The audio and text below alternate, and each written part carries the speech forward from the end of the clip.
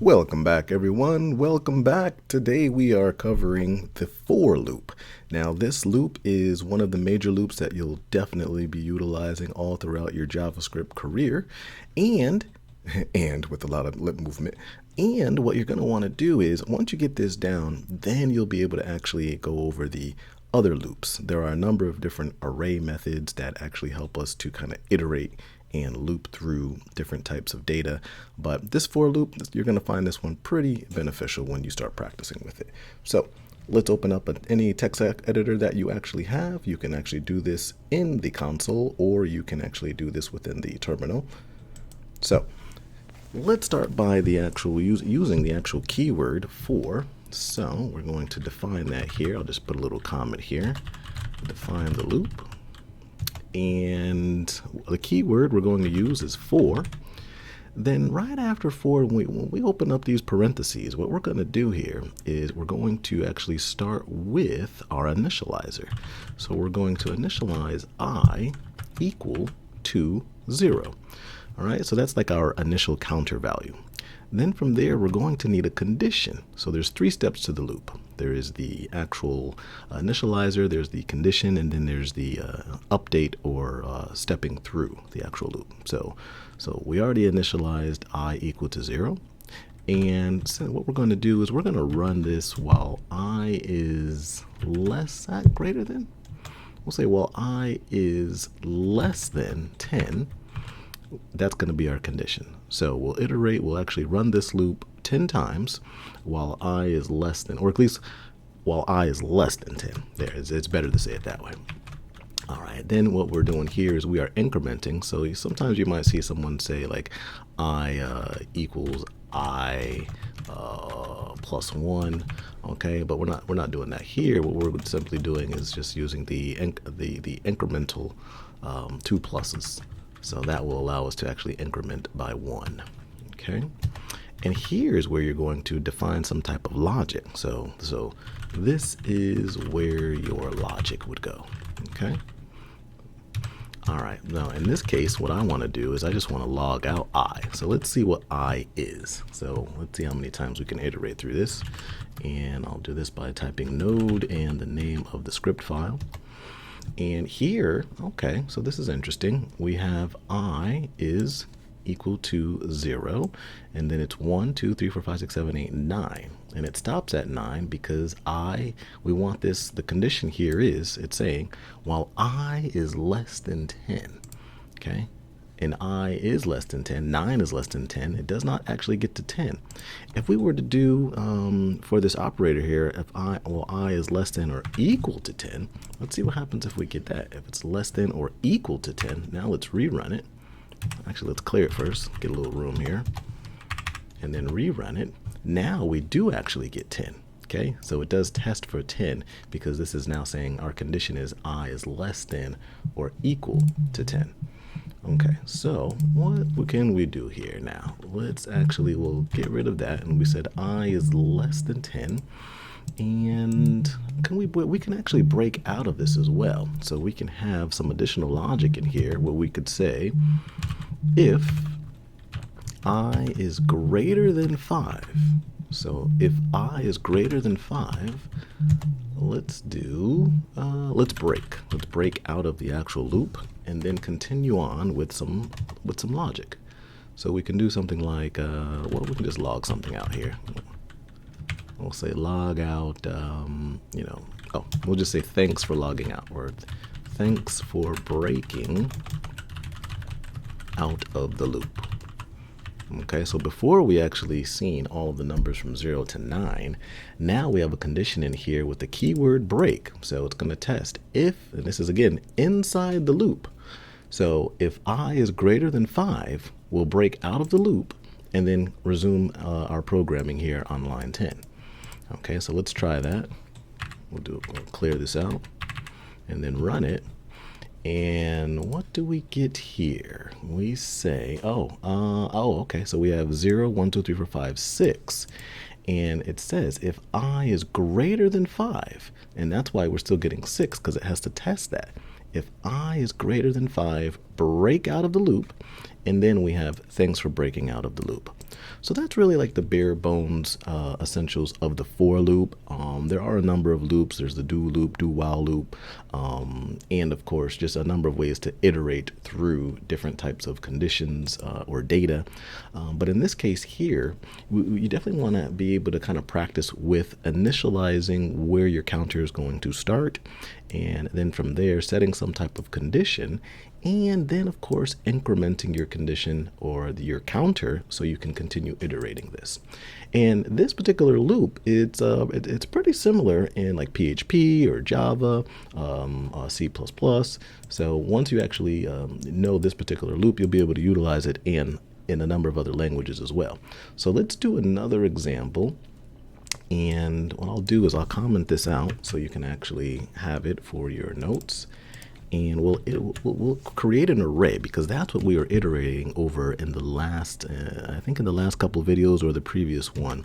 So let's create an array. We'll call it my array, and we'll give it some items here. We'll say apple, and we'll say soda, and what else do we want? And some candy. Okay. And as you remember from the previous video, that each element in the array, which is this element, and this element, each element has its own index, and for arrays, the index does start at 0. Now let's use that for loop to actually iterate over this particular array. Now, I know there are a number of array methods that allow for this to be done relatively easy, but you want to start out with the for loop because it is the bare bones essentials. So let's see here. Now again, we want it to define the loop, right? So let's define the loop. Okay, and again, that's just for your notes. You don't have to define the loop. So the keyword is for. We're going to let I equal to 0. That's our initializer. Our condition is, now, I think I paused the video last time because I wanted you to have a different way of testing the condition. Since we have an array, we're going to say while I is less than my array dot length. And what dot length gives you is how many items are in the array. So dot length is going to give us 3 because there's 3 things in the array. So this is now our condition looks a little different.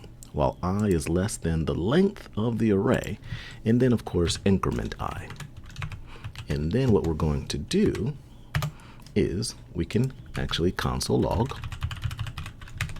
What do we want to do? Yeah, we'll just log out the contents. We'll say my array, and we'll open up the brackets and put I in there, because this will allow us to, as you remember, I is being incremented. So if you wanted to get the values of each individual element in the array, then you would do something like my array dot 0 or my array bracket 1 to get the second element. So this would get you the first element in the array. This would get you the value of the second element in the array. So we're incrementing I in here, and I is going to change, and that's going to allow us to log each different thing in the actual array. And of course, we're doing this by using the for loop. So let's actually run that here. And again, you don't need the actual semicolons, but I'm so used to using them. And let's just clear this out and then run it. And here we have apple, soda, and candy. Okay, so now we have iterated through what's our condition here? The length of the actual array. So we've iterated through our array, which has 3 elements, and then we've logged them. And this is our output here. So definitely a nice little practice for the for loop. We'll definitely be seeing that again, and a number of other ways to actually iterate through arrays. But the for loop itself, you'll be able to do a number of different iterations and practice on different types of data, add different types of actual logic in your actual loop. You know, usually what you could do as well, I guess for a bonus, we could do another one. Let's see here. Let's create another array here. Let's create another array. We'll do this here, and let's say it's actual numbers. So we'll say my numbers. Okay, equals, let's see, okay, we'll go 22, 33, 1, 3, and 7. Okay, all right, and then from there, what we can again do, you know, just for practice, let I, and this is what you want to do as you're practicing. You want to practice, practice, practice. Come up with different types of arrays and practice just different types of for loops with different conditions. So while I is less than, what is it, my numbers dot length, okay, and increment I. Okay, and now the question is, what do we want to do? What do we want to do? Now this is, I guess this would be not necessarily a real world question, but it's different types of scenarios like this is something that can come up in an interview question. Oh, definitely, definitely. So what I want to do is I want to, for all numbers that are, all numbers that are greater than greater than what? Let's see, we have 22, 33, all numbers greater than 7, okay? All numbers greater than 7, all right, add to a new array. Okay, let's do that. Okay, so I know how to actually increment, or actually we're already incrementing, which is great. All numbers that are greater than 7, we know how to actually test for that, so we can just do if my numbers with I inside the bracket. Okay, so if that is greater than 7, and add to a new array. All right, now we don't have a new array, but we can create a new array outside of the loop. Let my new array, okay, equal just an empty array, and now I can use that. Okay, now this is more like a sneak peek where we'll actually talk more about the different types of arrays, but since we're working with the for loop, might as well add some logic here. So so again, all numbers that are greater than 7, we have that part already. Add to a new array. So we'll go not my numbers, but my new array, okay, dot push. Okay, so this push is actually going to allow you to push whatever you would like to the new array. But in this case, we just want the actual number that was found that was greater than 7. Okay, and then what we can do is actually log that out outside of the loop. We'll say console.log and my new array, or my numbers. We'll do that. I think that'll work. All right, let's give it a shot, because if it doesn't, we'll see it in the outcome. So let's run that. And what do we got here? If my numbers is greater than, did I test my numbers length? Let's clear this out.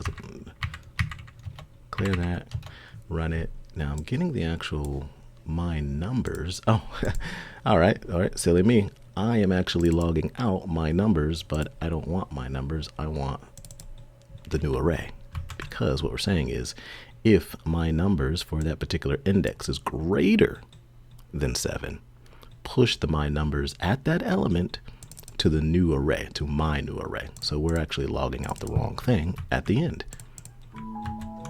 And now let's run that. And here we have 22 and 33. So 22 and 33, because those are the numbers that are greater than 7. All right. So again, nice little practice for iterating through the for loop and adding a little bit of logic. Definitely fun, but you're gonna have to practice at that. You practice at that.